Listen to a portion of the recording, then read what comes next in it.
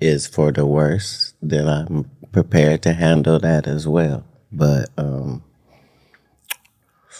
It seemed like you really had some moments where you're kind of, almost channeling truths into the world. And I listened to him threatening him. He said, I'm not doing this. You are not going to get a black man, a real black man, to agree to do this to another black man. I can't wait for everybody to find out what's really been going on in the background. Neurons moving around together. Okay. Yeah. So what's happening in our world right now? Because there is a lot of news that actually is relevant that's not that Here's uplifting. the thing, it's not our world. None That's of this the is key. real? Nope. So you're just passing We don't through. matter. We don't matter. Oh, wow. There's the good news. So just when we thought Hollywood was done trying to silence Katt Williams, his house just got broken into by armed men who were there specifically to end his life. Apparently, this isn't the first time this has happened, and according to Jim Carrey, they won't stop till Katt is dead. And now he is out here warning him to escape before it's too late. If you remember, Jaguar Wright actually first blew the whistle about all these attempts on Katt's life a while ago. She even said they tried to get her too, and from the looks of it, they are back to hunting Katt down again like an animal. But baby, Katt isn't giving up. He doesn't plan on letting them win. In fact, word on the street is that he is gearing up to do a part 2 of that Shannon Sharpe interview where he will expose everything with receipts of how his life was almost ended. Now, unless you've been living under a rock, you know that Katt has been a major problem, especially after his now infamous 2024 interview with Shannon, where he exposed everything and everyone. He wasn't playing any games. He was dropping names of people that he knew for a fact had sold their souls to the Illuminati for more fame and power, or were out here doing the most horrible things. Katt recalled the time he and Ludacris were both invited to an Illuminati thing, where a decision had to be made between the two of them. According to Katt, one person was offered $200 million to $10 million per movie for 20 movies, and the other had to walk away. He claimed the person who took the deal had to cut off all their hair and give up a signature look. He then named Ludacris as the one who took the deal, claiming that his role in the Fast and Furious movies was what he got for taking it on. Of course, Ludacris denied this, but no one was buying it. So there was a crossroads where we were both invited to an Illuminati thing, and it had to be one or the other of us, and decisions had to be made. So it was both of us, we were equal. One of us had to cut off all their hair and couldn't do the sideburn thing no more with the points. And the next person they said was going to get $200 million because they were going to pay him $10 million a movie to do 20 movies. And that's how the conversation happened. One of those persons turned out to be Ludacris, and the other person turned out to be Katt Williams. But this was just the beginning. He also went into details about the ritualistic and humiliating sacrifices that your favorite celebrities indulge in just to get ahead in their careers. Katt claims that Hollywood deliberately tries to put successful black men in dresses as part of a ritual humiliation or initiation. He called out Kevin Hart's SNL appearance, where he dressed like someone's aunt, claiming that Kevin was the same one who swore he would never wear a dress, but as soon as the offer was brought to him, he took it, because he knew exactly what it was going to do for his career. And this isn't really shocking. Almost every successful black actor has had to wear a dress at least once in their career. And coincidentally, they all happen to have their breakthrough movies after they did it. I'm saying, at the end of the day, Kevin doesn't have to worry about what people are going to say about him wearing a dress because of the long line of dress-wearing people before him. So now we had Big Mama's house 1, 2, and 3. Yeah. I've never seen Madea in a pantsuit. I think she wears dresses. So now I'm saying, why are we picking on poor little Kevin Hart? Because it was his turn next.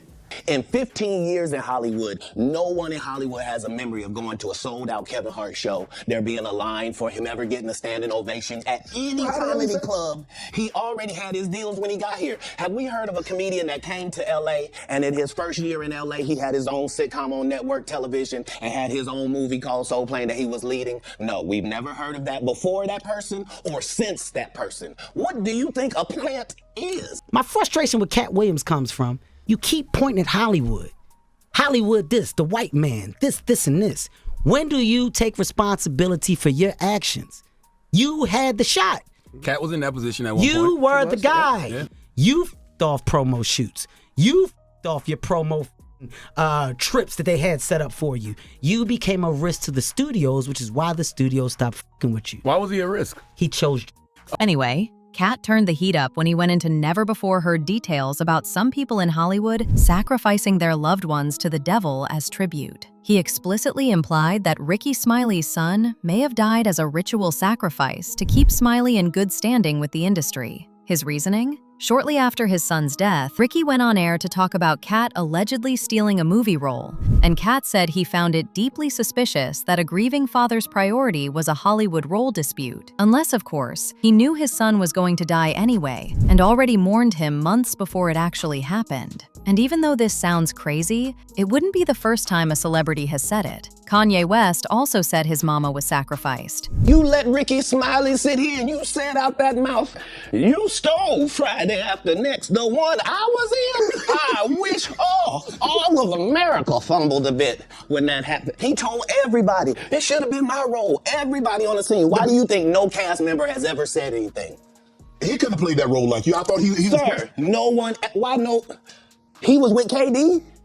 He beat up Terry Crews. Why nobody know this story? And Hollywood has never heard this in 100 years. He was so egregious, I put in my contract that I won't work with Ricky Smiley again unless he's in a dress. Now, what was Ricky Smiley's next movie? Was it First Sunday? Did he wear a dress in it? You bet he did. It's in my contract. That's why I can't let Ricky Smiley say he was supposed to play Money Mike, because I wrote the words for Money Mike. Now, the crazy thing about Katt putting all this out is that other people, including Dave Chappelle, tried to expose everything as he did. But the difference between Dave and Katt is that they managed to allegedly buy Dave's silence, but it hasn't been so easy to shut Katt up. So now they're trying to get rid of him. Even Jim Carrey tried to be a whistleblower too, and things didn't end so well for him either. You see, in 2003, Dave signed a $50 million deal with Comedy Central to produce 2 more seasons of his show, which was the highest-rated show in the channel's history. Then, in 2004, mid-production on Season 3, he ran off to South Africa. While he was hiding there, the media started a propaganda that he was mentally unstable and struggling with substance use, neither of which was true. He later broke his silence on the Oprah Winfrey Show in 2006, and this interview was when people realized that the industry was really trying to push him out. People accused Oprah of being in on it, after they noticed that while Dave was trying to tell people about the Illuminati, Oprah just kept pushing the narrative that he was indeed crazy. Seems as though they're crossing over the next plateau. Yeah. Would you say you lost your mind, sort of? No. No. Not exactly. Okay. I wasn't crazy, but it's incredibly stressful. Yeah. And I felt like in a lot of instances, I was deliberately being put through stress. The situation where now everybody's taking credit for this and that and the other, it was getting ridiculous. And I knew I was gonna leave, so I got ahead of schedule and I bounced. And I didn't tell anybody where I was going. The whole time, they're trying to convince me I'm insane. They were trying to get me to take psychotic medication. Yeah. Like I'm sitting around, I was stressed out, but the people that were telling me I was insane, I believe that they knew what was going on. So, this was troublesome. Yeah.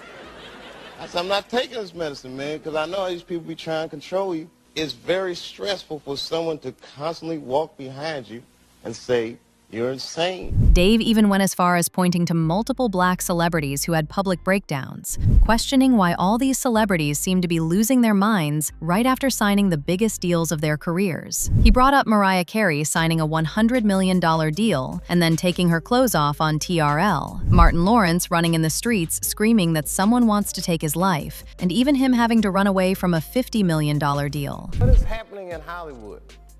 That a guy that tough will be on the street waving a gun, screaming, they are trying to kill me. Yeah. What's going on? Why is Dave Chappelle going to Africa? Why does Mariah Carey make a $100 million deal and take her clothes off on TRL?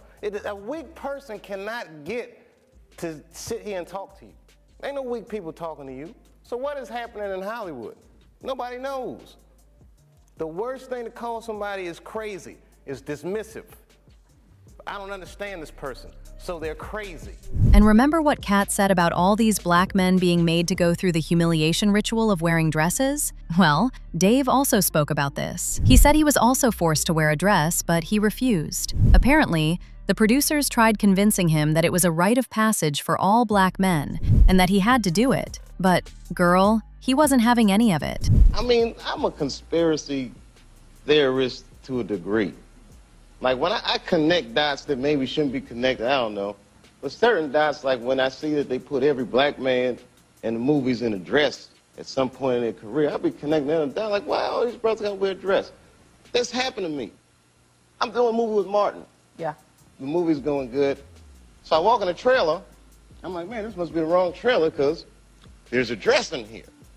I'm not wearing no dress, man. I'm funnier than a dress. Just give me something funny to say. I don't need to wear no dress to be funny. What am I, Milton Berle? You know, we're going like this. And then finally he's like, and he leaves. And then like the director comes, Dave, it really would be great if you wear the dress.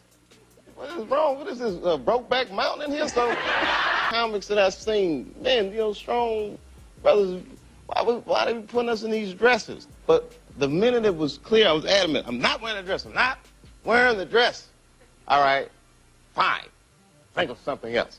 Guy comes back 10 minutes later, the whole new scene. Hot damn, how did you write the scene so fast? But as I said, the difference between Katt and Dave is that Dave ended up folding, and Katt didn't. Dave went off the scene, stopped talking about the industry, and when he made his comeback with his 2017 Netflix special, he was paid way more money and shifted his conversations from exposing the industry to unnecessarily attacking the LGBTQ+ community. It's like they bought him off, and now all his jokes and stances are just soft and boring. But Katt? Oh, hell no. He is still standing 10 toes down. And it's not as if the industry hasn't tried to silence him. Before the attempts on his life, they tried to get him by labeling him as a substance addict, just like they did to Dave. In 2006, he was arrested at LAX for carrying a concealed weapon. He pleaded guilty, got 3 years probation and a fine, and spent 3 days in jail. In 2009, he was detained in an Atlanta Walmart parking lot after a 911 call claiming he had a shotgun, which turned out to be false. In 2012 alone, he was arrested 5 times in 2 months, with charges including allegedly roughing up an 18-year-old with a bottle on his tour bus, attacking a family outside a bar, endangerment after guns and substances were found at his home with his 4 kids, leading Sacramento police on a chase on a 3-wheel motorcycle, and bench warrants for missing court dates. In 2014, he was charged alongside Suge Knight for stealing a paparazzi's camera in Beverly Hills. He later pleaded no contest to robbery and received 3 years probation plus a year of anger management. Then 2016, which was his worst year, he was arrested 4 times in 6 months. One incident involved allegedly throwing a salt shaker at a restaurant manager and injuring his lip. Another was for him threatening to unalive his bodyguard. Another was because he was engaged in a physical altercation with a teenage boy on a soccer field. And the fourth was after the police raided his home and found large quantities of herbs and weapons. I get my blood tested every 3 months for the last 15 years. All narcotic tests have come up 0.00%. I'm 44 years old, little Tigger. Some of these arrests were warranted, but people also feel most were all just failed attempts to silence him. But he just kept going. And after his interview with Shannon, they were more than ready to end his life. If y'all remember, Jaguar claimed some time ago that Katt almost got unalived when armed men broke into his house in the middle of the night. No one knows how Katt made it out alive, but according to Jaguar, Katt was so scared that he used to wear Kevlar to sleep every night. Now, for those of y'all who don't know what a Kevlar is, it's a form of bulletproof vest. And I'll never forget the day when they breached the house.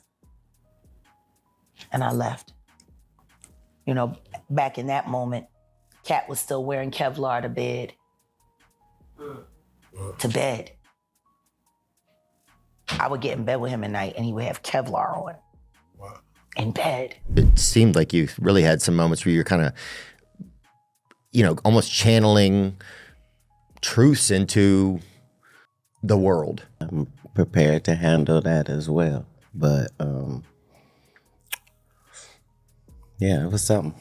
Now, what's interesting about Jim Carrey going out of his way to warn Katt is that he also tried to warn us about the industry a lot of times, and even swore not to attend these Hollywood shows because, according to him, they were all just ritualistic meetings. However, fast forward to 2026, he doesn't associate with any of the things he said anymore, and there were even rumors about him being cloned after he made a public appearance looking and sounding completely different from the Jim we all know.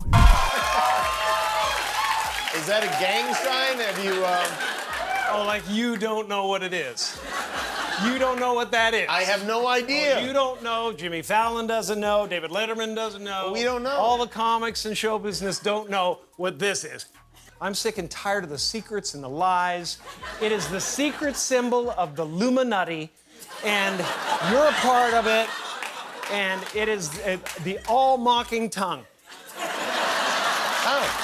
For years now, talk show hosts, people on television, people in sitcoms have been hired by the government to throw you off the track, to distract you, to make you laugh and stuff like that, make you happy and docile so you don't know what's really going on.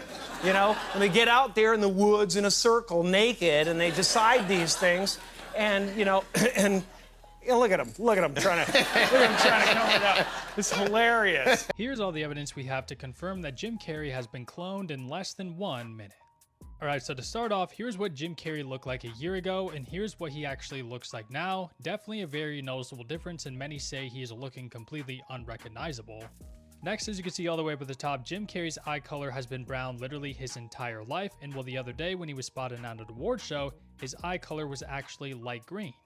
Jim Carrey has also had the same signature for literally his entire life, and when he was at that same exact award show the other day, he ended up signing some things for some fans, and his signature completely changed. And then finally, at that same exact award show a few days ago, Jim Carrey literally straight up said that he was dead during an interview, and then also said that his favorite funny face to wear is the face that he is wearing right now. As usual, people had their thoughts, like this person who said, doing something to him will draw more eyes. They rather get him hooked on drugs or alcohol. Another person said, we love Katt. Ain't nothing gonna happen to him as long as black people got his back. We're standing on business on that. He has done so many good deeds and blessed so many people that the universe won't forget it. But now I want to know your thoughts. What do you think of Katt's life allegedly being in danger? And do you think this will make him sell out or keep going with the truth? Let me know your thoughts in the comment section below. And don't forget to click here to watch this other messy video.